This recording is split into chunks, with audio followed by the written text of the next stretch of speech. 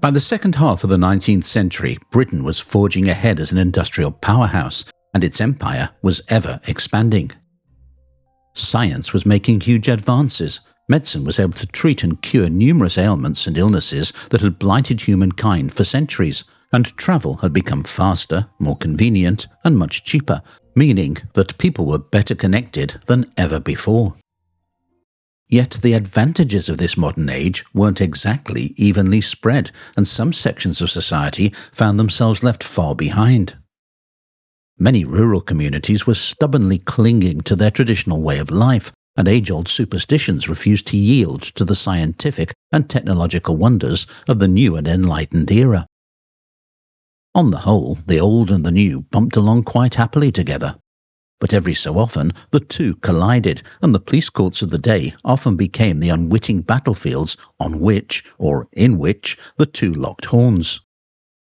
Dig into the court reports from the 1850s to the early 1900s, and it soon becomes apparent that beneath the shiny veneer of late Victorian civilization, dark forces were perceived as being at work in some of the more rustic parts of the country, and witchcraft, far from being assigned to the pages of history, was still a big thing, feared and revered in equal measure.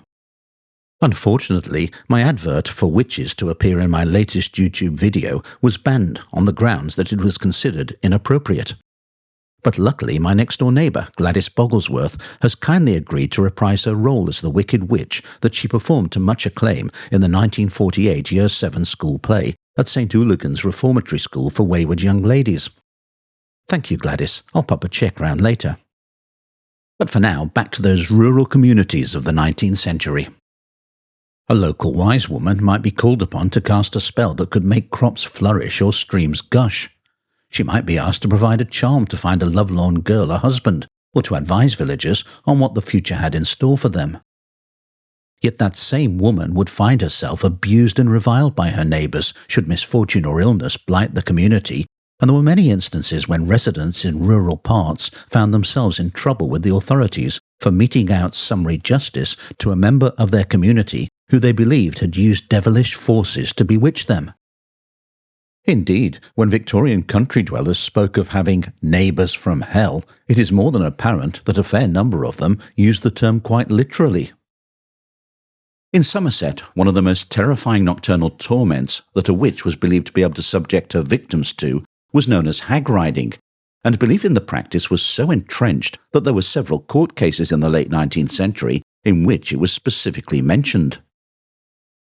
The enchantress, so popular superstition held, would enter a victim's bedroom at night, sometimes disguised as a cat, possibly as a toad, but mostly as an unseen entity, and would lie or squat on their chests, paralysing them and rendering them breathless and unable to cry out. Hag riding is in fact still around today, although it is now a recognised medical condition and is known as sleep paralysis, that frightening sensation during falling asleep or waking up when a person, although fully conscious, finds themselves totally immobilised. Sufferers can feel a heavy pressure on their chest and have difficulty breathing. They might experience a severe headache, hear noises such as buzzing, hissing or chattering voices, and they can even have vivid hallucinations, such as seeing an intruder or a dark presence in their room, while some sufferers have reported sensations of being dragged out of bed or of flying. Several treatments are used by doctors to treat the condition. Having ruled out other possible disorders, such as post-traumatic stress, night terrors, exploding head syndrome, or nocturnal panic attacks, doctors will offer the patient a variety of remedies that might include counselling, medication, or cognitive behavioural therapy. They might encourage the patient to adopt preemptive measures by isolating the cause, such as sleeping in certain positions, and then help them to spot when an attack is imminent. So today, the symptoms are recognised as being physiological and psychological, and effective treatments are available.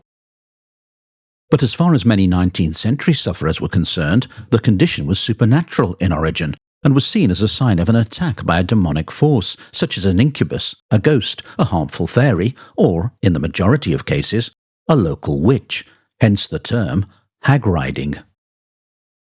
There were several ways of warding off a potential attack. A horseshoe nailed to the front door of your house or hovel, for example, would prevent the witch from entering. Witch marks or circles carved or chalked onto the walls or floors would ensure that if a witch did manage to gain access, she would be trapped within the circle and would be kept there until the first rays of dawn weakened her powers and sent her packing for the duration of the daylight hours.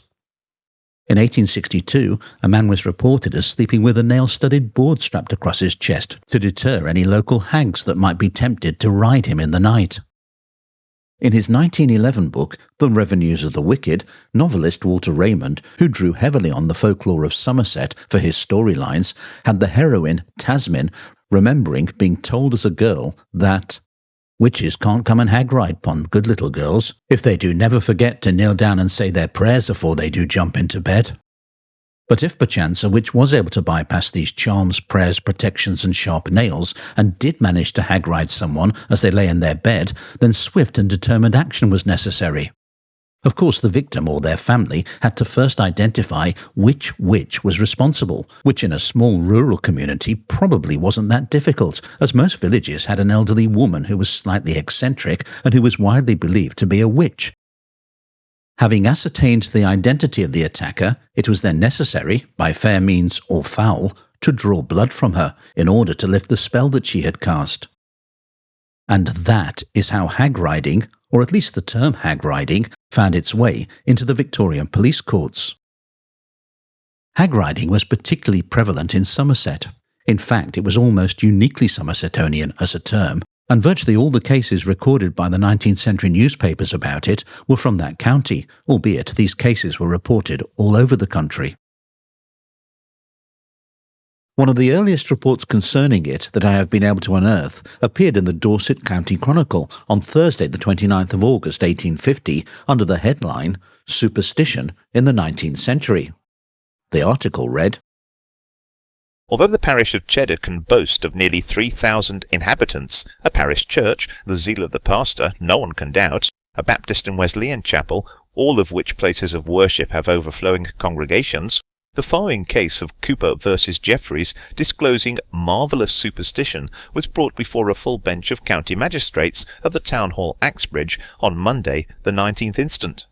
Mr. Bruce Fry, who conducted the case for the complainant, Hester Cooper, who has the reputation of being a regular old witch, stated that the defendant, Anne Jeffreys, wife of Obed Jeffreys, a small farmer, came to her house on the 30th ult, about 8 o'clock at night, seized her by the throat, and violently threw her on the floor, and with a sharp instrument punctured her hand until the blood flowed copiously, and a sufficient quantity was obtained for the purpose required, that of sprinkling her own forehead, which, the defendant had been informed by a cunning body, would have the effect of dispelling the charm of witchcraft, and having effected her object, she absconded, leaving the old lady almost lifeless.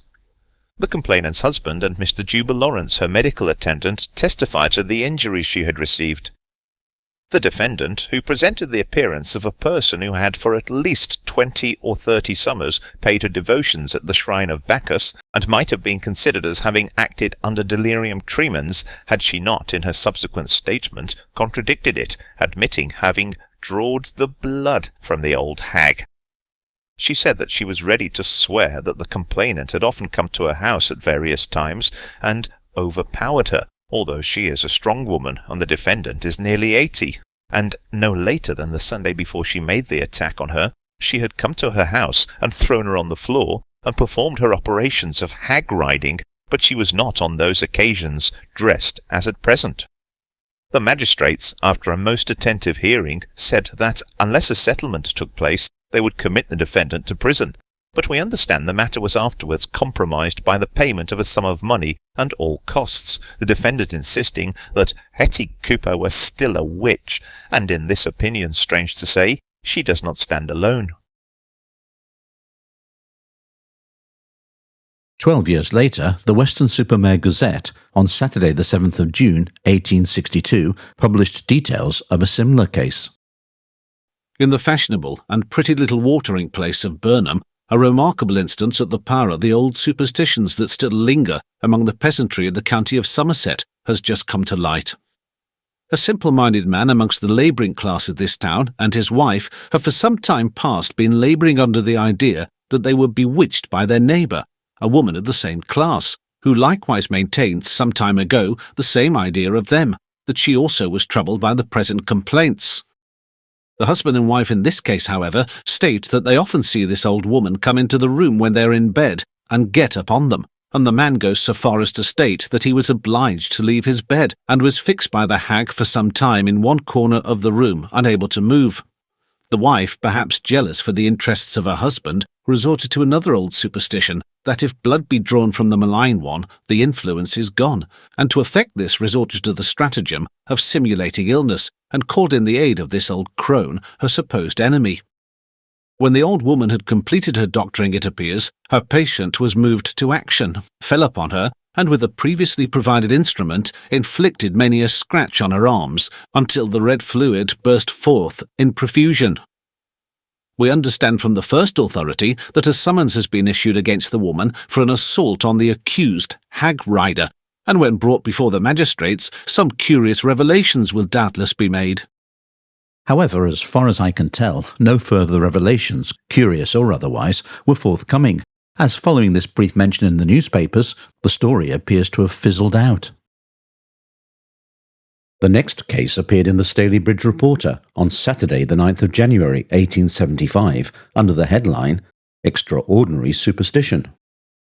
At the Weston-super-Mare Police Court, Hester Adams, a strong-looking middle-aged woman, was charged with assaulting an old woman named Maria Pring, who resided in the adjacent village of Limpsham. It appeared that the defendant went up to the complainant, stabbed her in the face and hands, at the same time exclaiming, "Now I've drawn blood, I'm happy." The defendant exclaimed in court, "I can prove that she is an old witch, and she hath hag-rided me and my husband for the past 2 years. The magistrate replied, In what way? She comes to my house and groans at me. I have often seen her in the night. Do you believe she has the evil eye? I know she is an old witch." What do you mean by calling her a witch? "Why, an evil spirit. What did the complainant do to injure you? I had had no rest night or day before I scratched her, and now my husband is troubled by her." What do you mean by hag riding? "A person that comes and terrifies others by night." Have you been troubled by her since you drew her blood? "Not so much, but my husband is, and I'll draw it again for her if she does not leave me alone." But what does she do to you? "Why, I cannot stand sometimes, or do anything." Do you see her when she terrifies you? "Yes, I have seen her many times at night, but she does not come bodily." How then? "Why, spiritually. How does the complainant appear to you? In a nasty, evil, spiritual way, making a nasty noise." It's a sad state of things to believe in such superstition as you do in the 19th century. The bench imposed a penalty of 1 shilling for the assault and bound the defendant over to be of good behaviour for 1 month for using the threat she had in court. Our final case is taken from the Edinburgh Evening News of Monday the 21st of February 1876. Another case of superstition in Somerset. At the Somerton Police Court on Monday, Elias Sage, a labourer, 26 years of age, was brought in custody, charged with using threatening language towards Matilda Cox. The complainant, who is 70 years of age, said that the defendant had threatened to take her life, and she was in bodily fear of him. They had been very friendly until recently, when the defendant said she was a witch and accused her of hag-riding him. In answer to the charge, the defendant told the bench that the complainant, in the shape of a white cat, was in the habit of getting into the window at night and trying to tear his throat. She did this on Monday week and also caught hold of his arm. When he tried to catch it, the cat vanished and he could hear it going down the stairs. The defendant assured the bench that it was quite true, adding that when he accused the complainant, she did not deny it. He wanted to make her keep away from him. The bench severely censured the defendant and bound him over to keep the peace in the sum of £20. The defendant has a child ill and he attributes the attack to the complainant. He also killed his own and a neighbour's cat a few days ago because they had been in the complainant's house, and he feared they may have been made capable of hag-riding him. And with that, mentions of hag-riding fade from the newspapers, although assaults on, and even murders of people who were suspected of bewitching their neighbours, continued well into the 20th century. Today we live in an age in which the ancient ways are seen as curiosities, and technological wizardry has usurped the old magic that our ancestors were convinced was a clear and present danger. Some of us find ourselves in the same position as those long-ago country dwellers, and are both baffled by and afraid of the new technology, and like them are desperately trying to resist its intrusion into our everyday lives, and hope that, if we ignore it, it will go away. Others bow to the inevitable and do what our ancestors did, learn to accept and adapt to it. On the whole, superstition has no, or at least very little place in our fast-paced epoch, and few people believe that they can be bewitched, overlooked, or fascinated by their neighbours. My neighbour Gladys Bogglesworth, for example, is a little eccentric, bordering on downright strange at times, but when all's said and done, she's no more a witch than I am, although I do wish I'd caught a performance at St. Hooligan's in 1948, as it was by all accounts, well, by Gladys's account at least, a tour de force. Cases such as those featured in this video serve to remind us of a distant past when change was occurring at an epic rate, and some people found it difficult to adapt and were reluctant to leave behind a way of life that their families had followed for generations. Today, the idea that a malicious neighbour could use supernatural forces to cast a spell on you is long gone, and witchcraft of the kind our ancestors feared belongs in children's storybooks, lavish stage productions, or popular TV shows. No sirree, when it comes to the supernatural, I ain't afraid of no witches. Anyway, thanks for watching. My name's Richard Jones, and I hope you've enjoyed this video. If you have, please give it a like and subscribe to the channel, and until my next tale, stay safe. Ribbit. Gladys, what have you done?